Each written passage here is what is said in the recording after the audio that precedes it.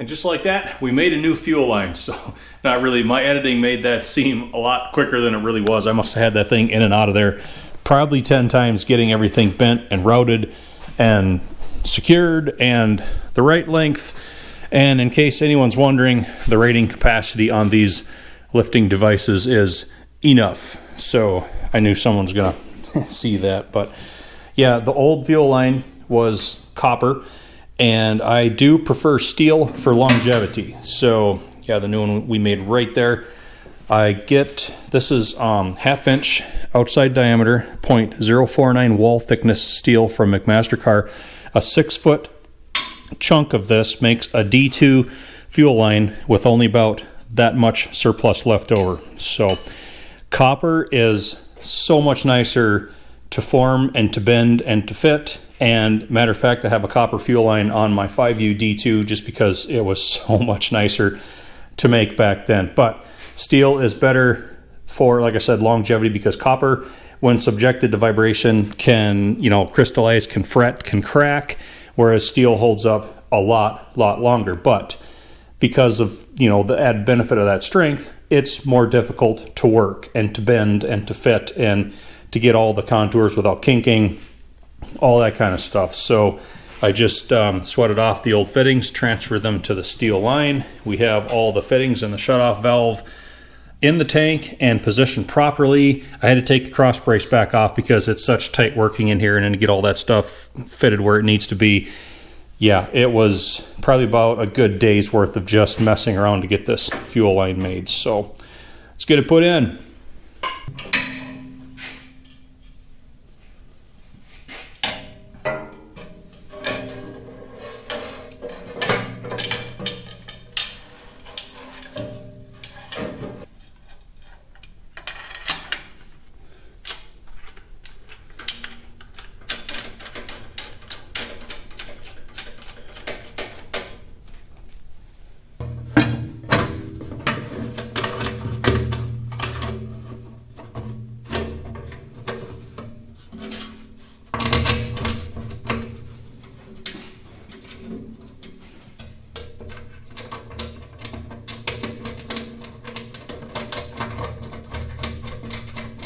And that's a lot cleaner install than that old copper line. And we just need to make sure it stays off of everything. So we're clear of the clutch lever. We're also clear of the pinion lever mechanism. We don't hit anything going through the bell housing opening. And we dive in soon enough to be underneath the first retention clamp. And then we hit the second retention clamp before we dive back out. Has to make a jog out and a little bit of a jog down to end up lining in with that opening there. And I was sure to leave kind of some bare spots there. That's going to be some boot scuffs we're starting off with, just replicating the normal wear. The foot plate's going to be right here anyhow. Just helps it to blend in all that much better. I'll let you guys ride along on the fuel tank now as we get that put in.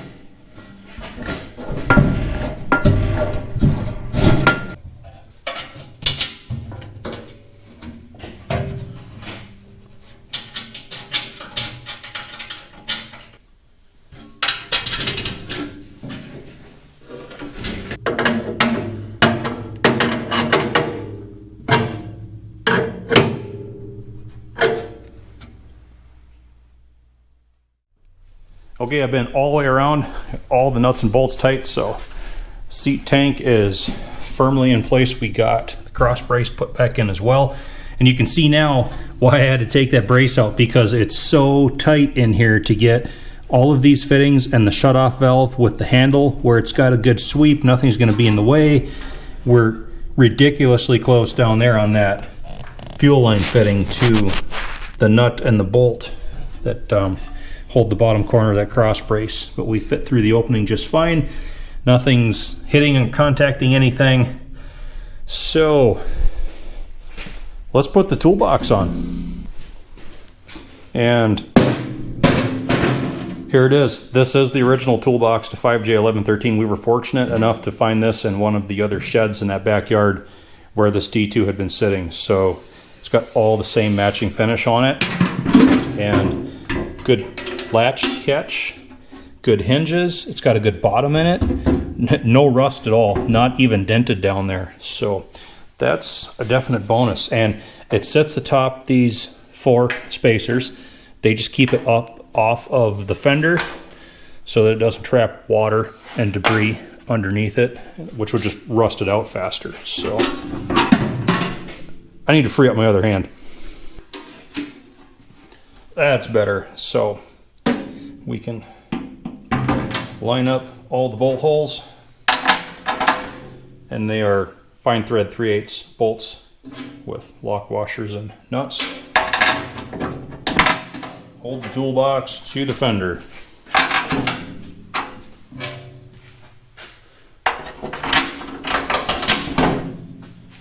And after I edit out the part where I tighten all the bolts, you can see how the spacers are holding the toolbox up off of the fender. And I want to take a second to point out just another interesting storyline detail with this toolbox. You can see it looks like Sharpie marker 3 inches higher with an arrow pointing up. Being that we found this tractor with the toolbox already removed and some modifications had been done to these front fender braces with what looks like maybe some hydraulic cylinder mounts already attached right there. There was an old blade a ways off in front of it, and it looked like push arms were in the process of being fabricated. I can only speculate that possibly this toolbox was going to be relocated for like maybe hydraulic controls or part of a reservoir or some piping, or who knows. But for me, that's just another piece of history where someone has left their mark on this tractor. There's no way I'd clean that off. A, because it's just part of the storyline. B, it was put there by a person very much cut from the same cloth as myself. I mean, I've done a lot of modifying and building and making what I needed and getting things to work. And yeah, that's something it looks like something that I would have done. And it's another reason why I just love the intact finish of this machine. I'd never ever paint this thing. It's just like the paint that's been worn off of these levers, or now that we have the fenders in place, you can see how the paint's been completely worn off of this rolled edge at one point, as well as right there.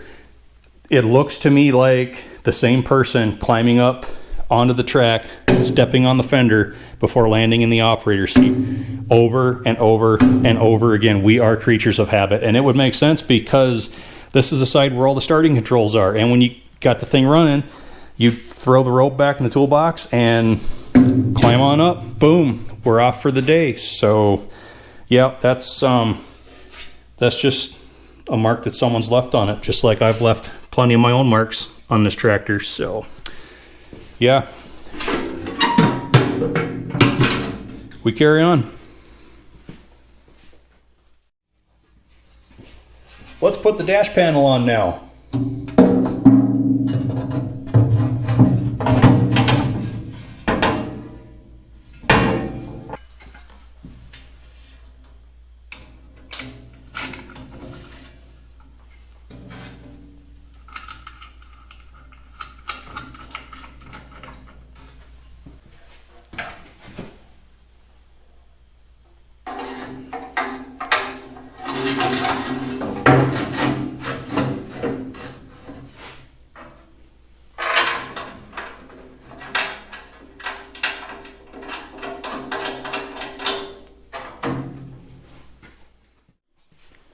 All right, so that actually flew together pretty fast. Of course, we had all this stuff on once with those temporary brackets when this was just on the engine stand, but still, that it's starting to look good.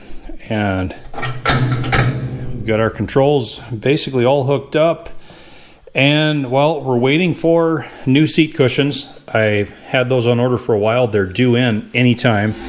And I've also got a decal kit on order because you can still see very legible the Caterpillar lettering back here, but where it says D2 or the old marks, I don't know if you can see 3 hashes, D2, 3 hashes, that pretty much weathered off. And then the diesel, you can still see where that used to be, that weathered off. So if the new decals are close enough to the exact same size, I'd like to restore the D2 and the diesel beneath the Caterpillar. I also need to do, well, we have Caterpillar diesel that goes down each side of the hood, but that's where things are about to get a little bit painful. So I have a few more pieces of like rock guards and stuff I can put on the tracks that are still, you know, the old 5J1113 original finish. About to make a revelation here. All right, this is something that I showed all the members like 6 months ago. I don't know if you can detect a glow coming from this side of the shop. It's hard to even look at, but we did find the rest of the sheet metal for 5J1113. It was also in another shed where that toolbox was. The only problem is that, they all got repainted by, I don't know if it was done by the prior owner or he also worked for the technical college where I did all my Ford training. This may have been like an auto body shop project for the students. I don't know. It's not even Caterpillar yellow. It's like canary big bird shade yellow. It's not even close. But okay, so we have all the track dirt guards front and rear. We have both of the engine side panels, which are amazingly pristine. They don't even have scars where the track's been coming around.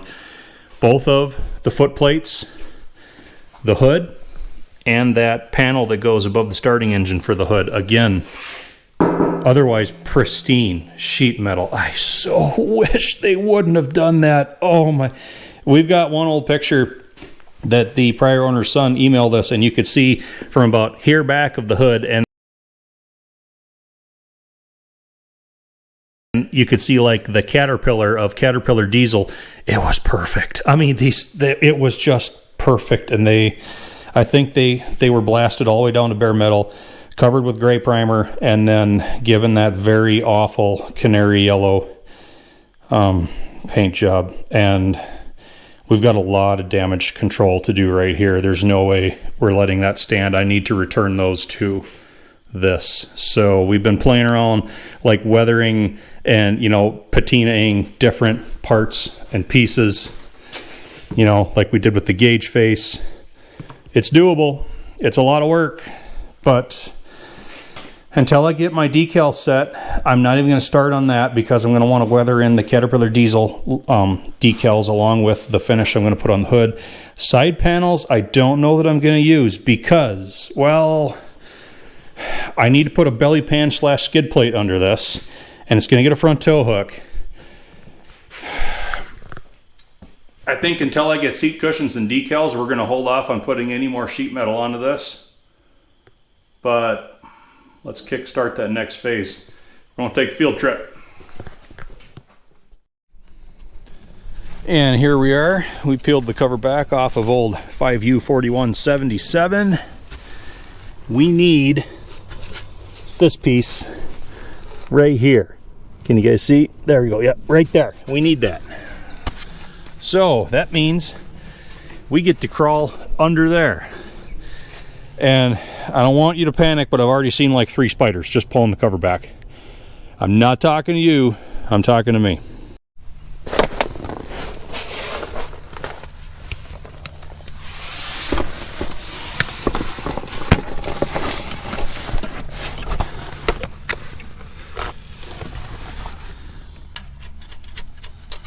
Now we have to find some bolts.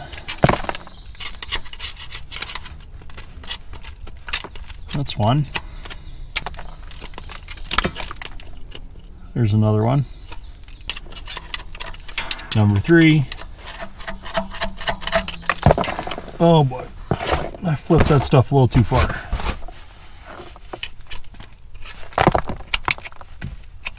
There's number 4. You know, I just noticed something. Look at how loose that clamp is on the pivot shaft. I can, oh my gosh, I can stick the screwdriver all the way in there. Look at that.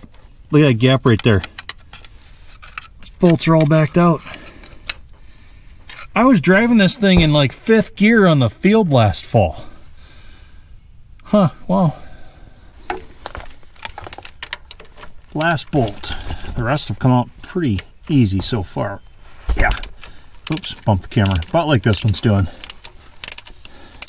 Luckily, they didn't put the engine bolts in very tight last time. So.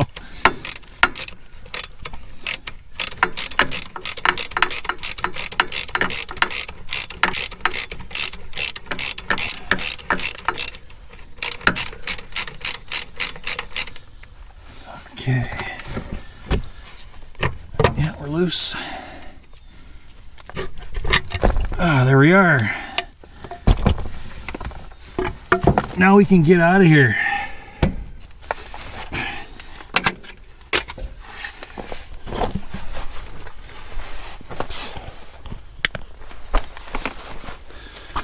There. That's why we buy parts tractors. Things come in handy already.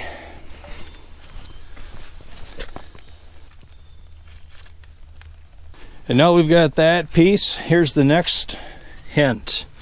Yeah, that's the remnants of a D2 factory option skid plate / belly pan. They call it a crankcase guard in the parts manual, but that's what it is. And yeah, this was off of the beer can D2.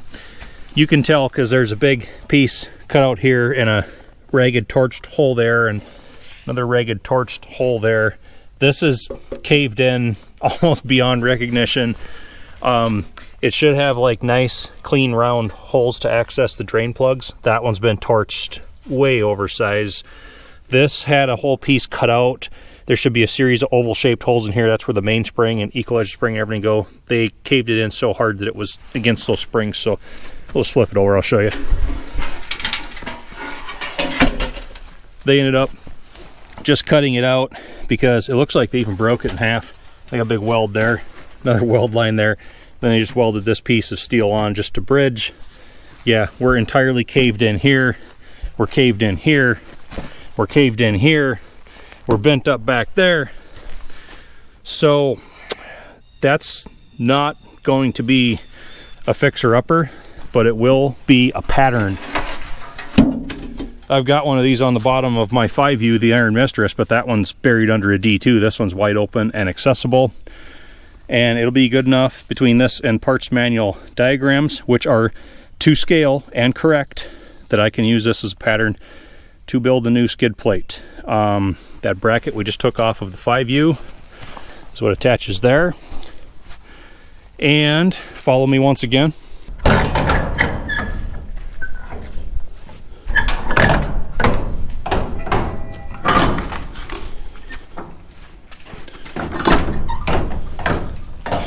We have this 1/4 inch thick, 4 feet wide, 8 feet long, sheet steel. That's your new belly pan right there. I don't know if you all been keeping up with steel prices lately. I picked this up May 9th and $530 and change for this one piece of 1/4 inch sheet. Crazy. So measure twice, cut once. We'll probably measure 3-4 times, hopefully cut once. Can't afford mistakes at that cost. And okay, we're digging down into the archives now. I've got this bracket and this bracket off my grandpa's old D2, his old 5J. A little bit damage, holes wallowed out, but they're here. And they look just like the brackets that are in this illustration here that attach a curved front bumper.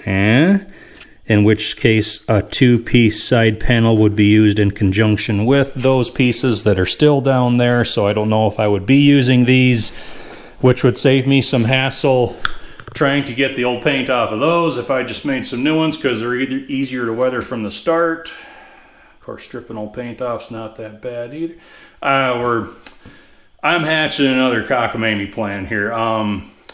Anyway, yeah, I think we're gonna get banging on a belly pan because I want that. So I've got all the material for it, and I have the drive to get into it right now. It's probably the best time to do it. So we got a lot put together on 1113 today.